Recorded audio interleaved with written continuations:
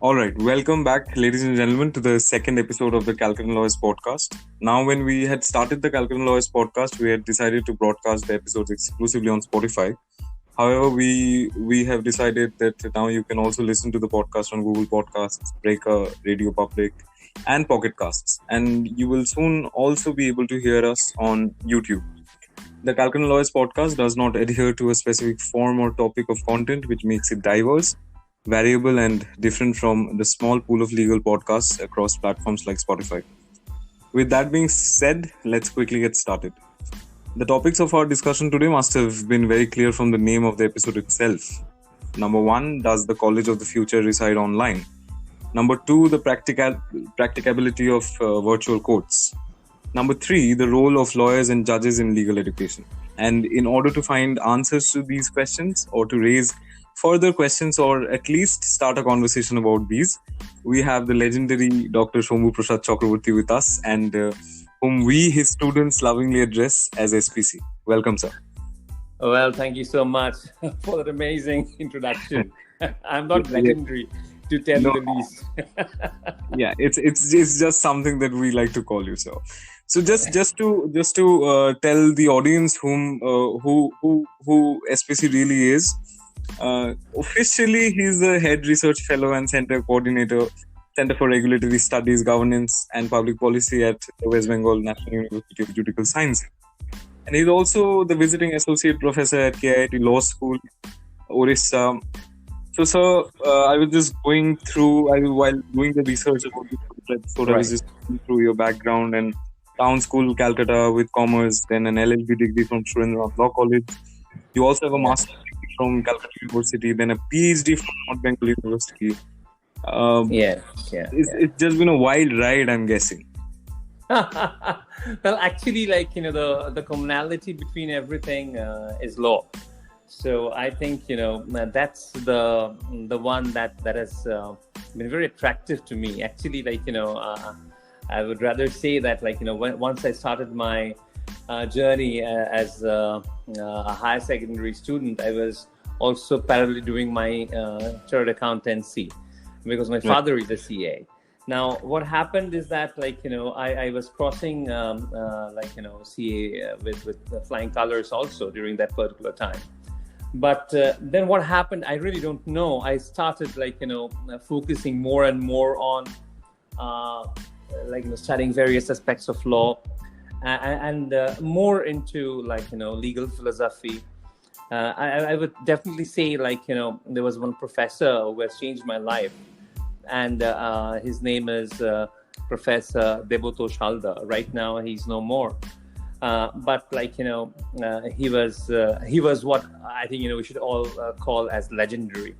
I can remember one an episode of my life. I found him in the class as a very old man and could not hear a lot of what he's telling. But and majority of the students used to say, "Oh my God, not again with this professor." And the situation was more or less the same with me. One day I was crossing. One day, I was crossing by his side, and I found that the way that he talks and the way that he thinks, oh my God, he was a rock on type of a thing. And then in order to learn more about law, he was the person who guided me all throughout. Yes. Right.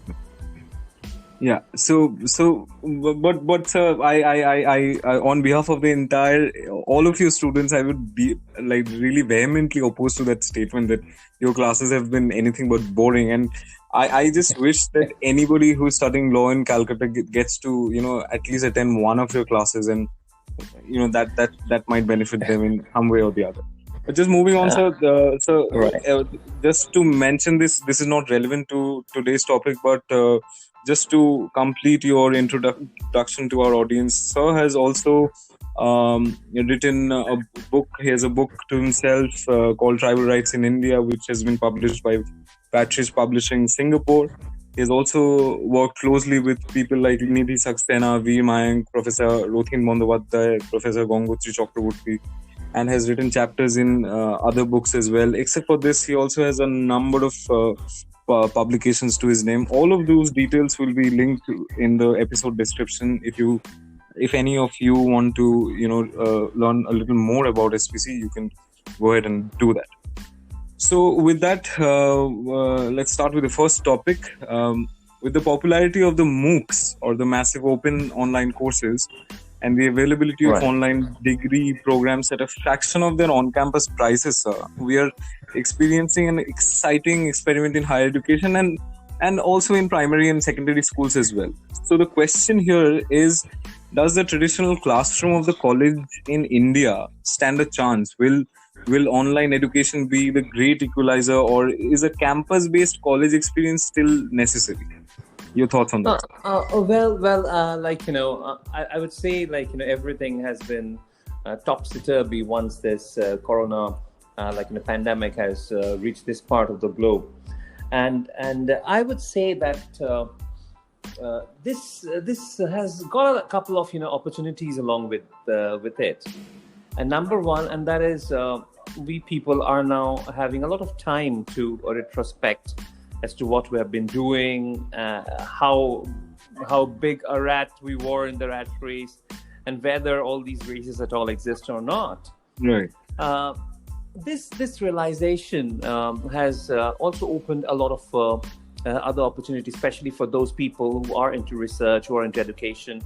I think it's important that people should start understanding that we are no longer studying under a particular banner.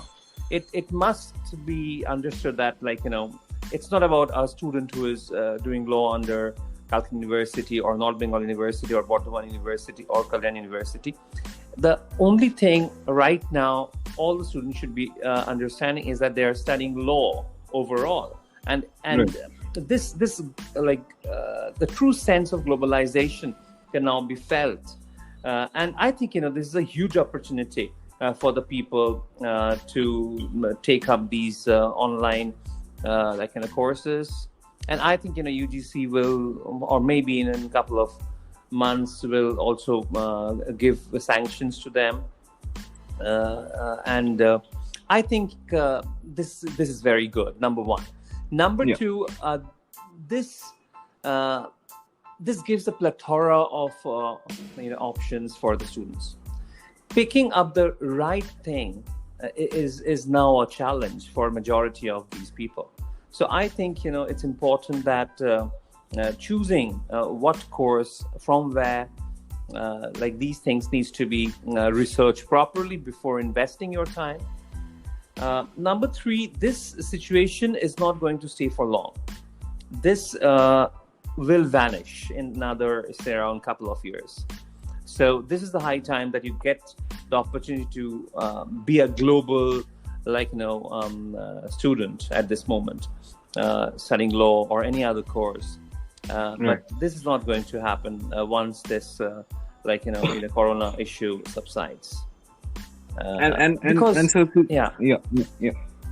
Because I don't believe there can be any alternative to classroom teaching where the students are there and the teacher is there. It's literally not possible to imagine a class within a mobile phone or within a small 14-inch or 15-inch screen. It's not possible, and it is good right now, but it is not going to stay for long. It will be there as a supplementary sort of a thing, but it cannot replace. I don't believe that way. Right. But so when we were we were graduating from we were finishing our graduation school, right. And after that we were some of us contemplating whether we should go on and do a master's from abroad or from the national law colleges or other streams maybe. At all points of time when some of us were also looking at certain jobs in the corporate sector. It is of our experience that it is seen that some of the recruiters would always give preference to those students who have done a master's, holds a master's degree, from a Right. college where there is a physical classroom and has not attained the same through an online course. So don't you think there is a disparity between the two? And I think yes. There has always been a disparity, and uh, well, there are I would say this disparity is not right, and this cannot this has been proved to be not correct, because at the end of the day, what really matters is how good the person is in the subject and how good he is teaching.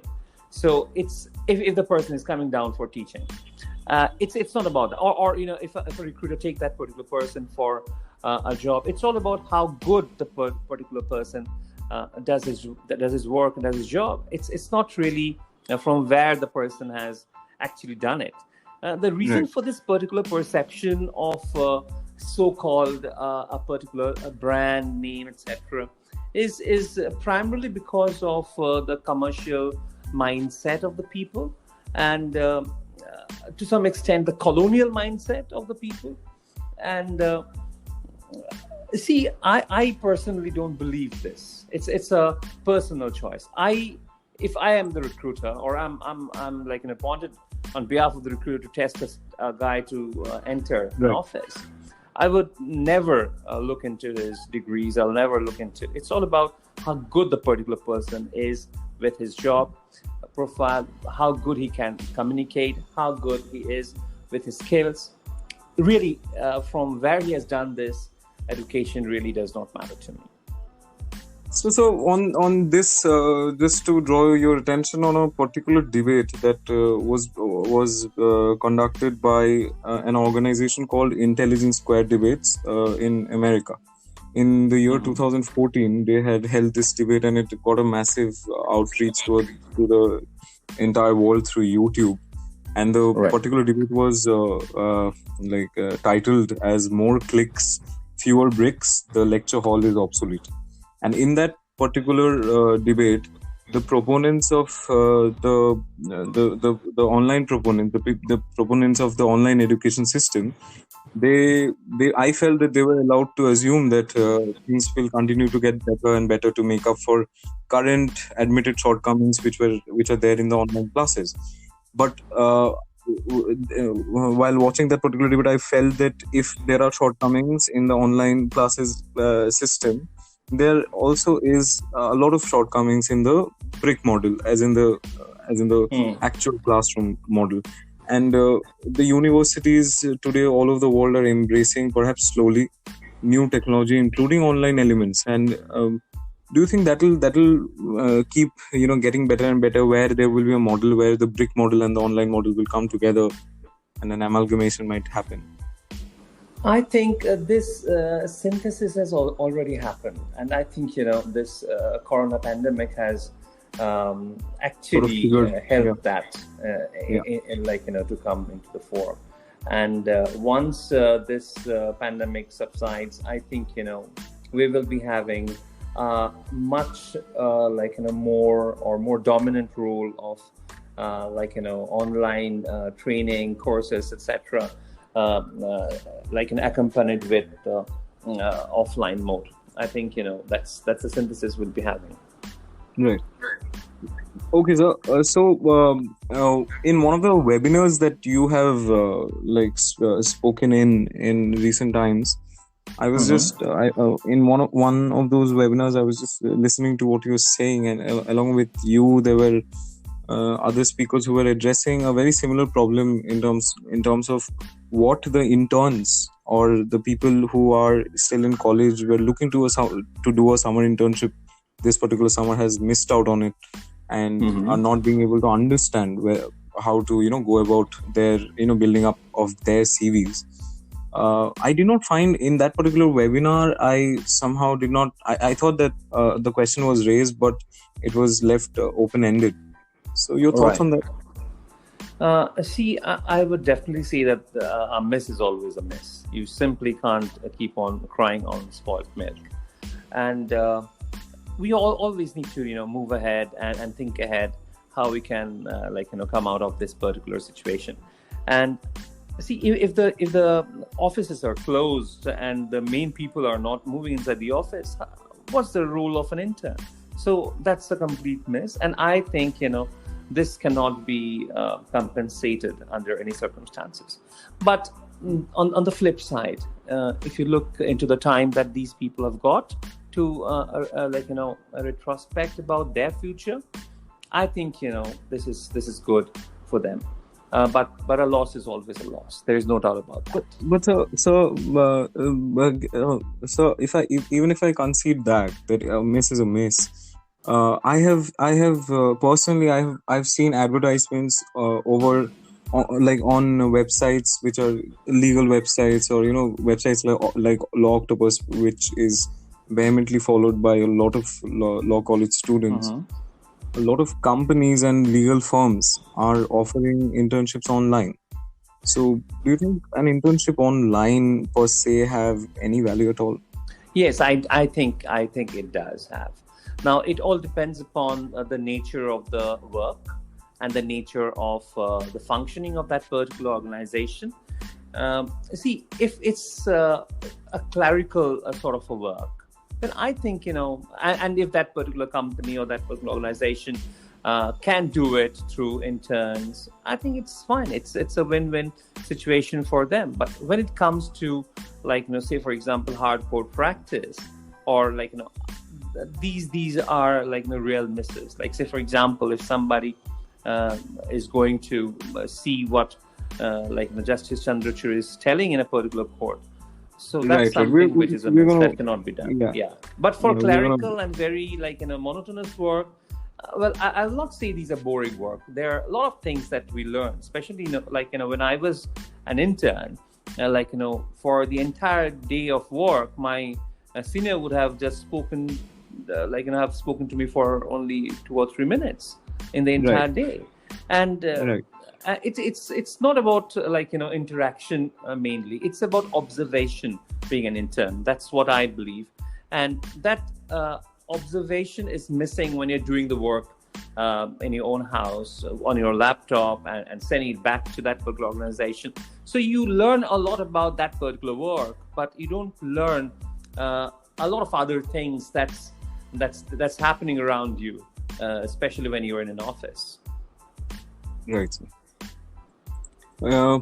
So just to finish this particular topic up, what has your experience been in dealing with whether NUJs and the colleges or universities that you're associated with, whether your students that you're teaching, have you started teaching them over online I'm platforms? taking a course. No, yeah. See, I'll tell you, it's not about only one thing that happens in a class. It's not about a one-way traffic that happens in a class.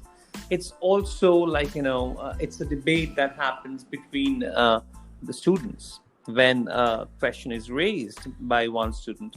It also depends upon what's the other side of the story. What are the personal aspects of a particular thing? Like, say, for example, I take up legal philosophy and moral philosophy, which is known as jurisprudential schools and thoughts.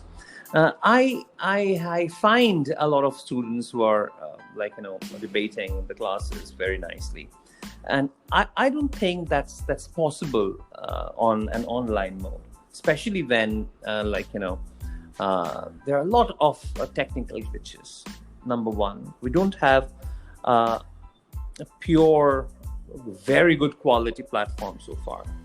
And even when there is no problem with the software which is pushing this particular thing up, the other subsidiary connections, say, for example, if there are 40 students and there are 40 different connections,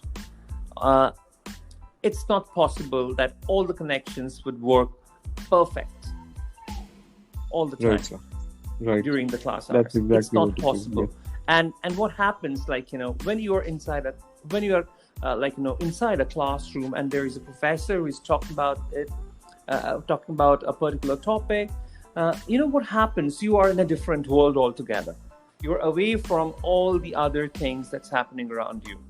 You are, see, I have always been a storyteller all throughout my teaching career. Yes, sir. Yes, of course. And I think, law is all about understanding the various aspects of the story and coming to a logical conclusion as to what is right and what is not, and whether what we think is right is what the law is, and if it is not, then what should be the law.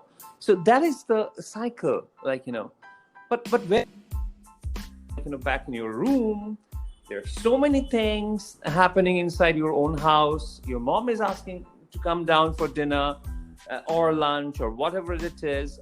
At times your phone is ringing on your side, perhaps the connection is not working. All Right, these sir.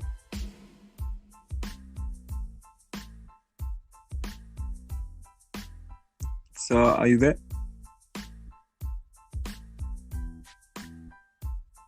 All right, I think we've lost Sir's connection for the time being. So, hello, sir. Hello, sir.